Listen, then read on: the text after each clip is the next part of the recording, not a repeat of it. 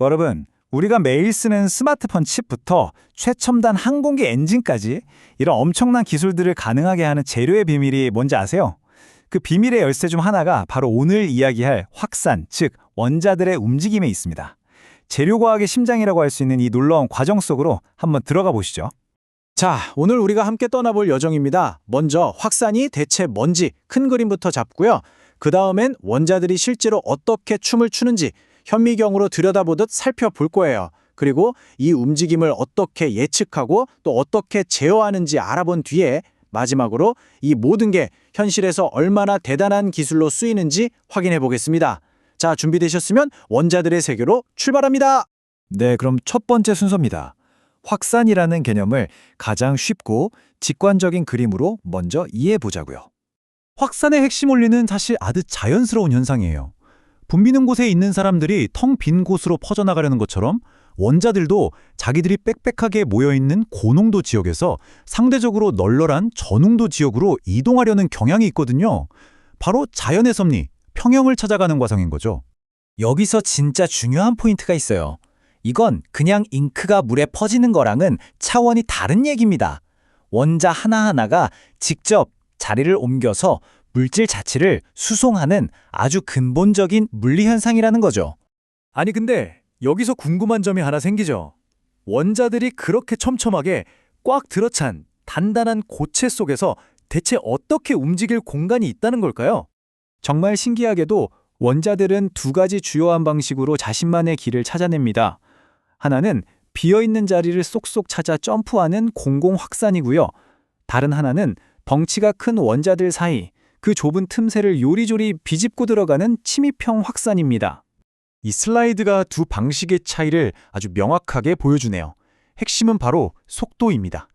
빈자리가 나야만 겨우 한 칸 움직일 수 있는 공공확산에 비해서 작고 날렵한 원자가 좁은 틈새를 자유롭게 돌아다니는 침입형 확산이 훨씬 빠를 수밖에 없겠죠.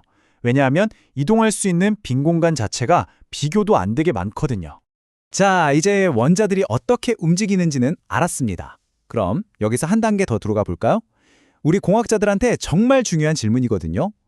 과연 그 움직임의 속도를 숫자로 딱 예측할 수 있을까요? 물론 실제 세상은 엄청 복잡하죠. 그래서 과학자들은 일단 좀 단순한 모델부터 시작해요.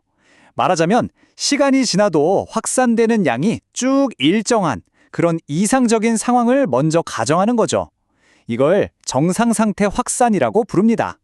바로 이 정상상태를 설명하는 게 피크의 제1법칙입니다.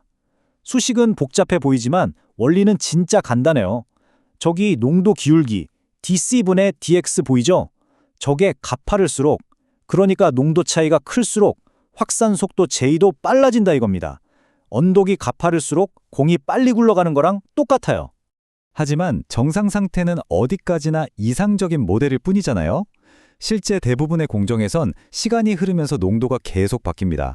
이렇게 더 역동적인 상황은 어떻게 설명할 수 있을까요? 그래서 필요한 게 바로 피크의 제2법칙입니다.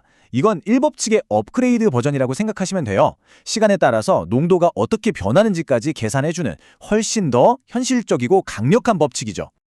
자, 이 그래프를 보시면 피크의 제2법칙이 한눈에 들어옵니다. 보세요. 처음에는 농도 차이가 엄청 가파르죠. 근데 시간이 흐르면서 T2, T3 점점 완만해지는 거 보이시죠? 이게 바로 원자들이 재료 안쪽으로 점점 더 깊이 퍼져나가면서 농도 차이가 줄어드는 과정을 그대로 보여주는 겁니다.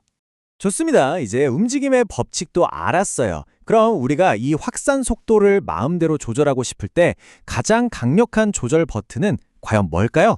네, 정답은 바로 온도입니다. 그리고 그 관계를 기가 막히게 설명하는 게 바로 이 아레니우스 방정식인데요.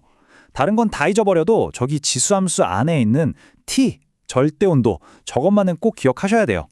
온도가 확산 속도에 미치는 영향이 바로 저기에다 담겨 있거든요. 자, 지수 관계 때문에 온도를 조금만 올려도 확산 속도는 말 그대로 폭발적으로 증가합니다. 왼쪽 그래프가 그걸 보여주죠. 그리고 오른쪽 그래프처럼 로그를 씌워서 직선으로 만들면 우리가 훨씬 분석하고 예측하기 쉬워지고요. 이건 공학자들이 실제로 많이 쓰는 방법입니다. 그리고 아까 그 방정식에서 핵심 변수인 활성화 에너지는요, 그냥 원자가 옆자리로 점프하기 위해 넘어야 하는 에너지 허들의 높이다. 이렇게 생각하시면 아주 쉽습니다. 자, 이제 이론은 충분히 봤습니다. 그럼 이 머리 아픈 수식들이 현실에선 어떻게 쓰여서 강력한 자동차 부품과 최첨단 반도체를 만들어내는지 아주 멋진 사례들을 좀 보시죠. 가장 대표적인 예가 바로 자동차 기어 같은 부품을 만드는 표면 경화 기술입니다. 생각해 보세요.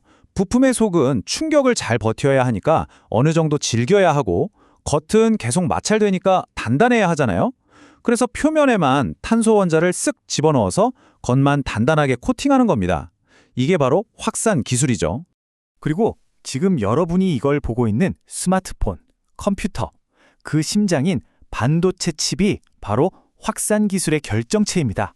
아주 순수한 실리콘판 위에 우리가 원하는 원자를 원하는 위치에 원하는 깊이만큼만 아주 정밀하게 확산시켜서 복잡한 전자회로를 만드는 거거든요. 자, 오늘 내용 한번 정리해볼까요? 결국 확산이라는 건 원자들이 움직여서 물질을 옮기는 현상이었고요. 고치 안에서는 빈자리로 가거나 틈새로 가는 두 가지 방법이 있었죠. 그리고 피크의 1법칙, 2법칙으로 그 속도를 예측할 수 있었고 무엇보다 온도가 이 속도를 조절하는 가장 중요한 열쇠라는 걸 확인했습니다. 결국 확산의 원리를 이해하고 제어한다는 건 우리가 원자 레벨에서 재료를 설계하는 건축가가 된다는 뜻 아닐까요? 눈에 보이지 않는 원자의 움직임을 조종해서 세상에 없던 새로운 물질을 만들어내는 것. 정말 멋진 일이죠?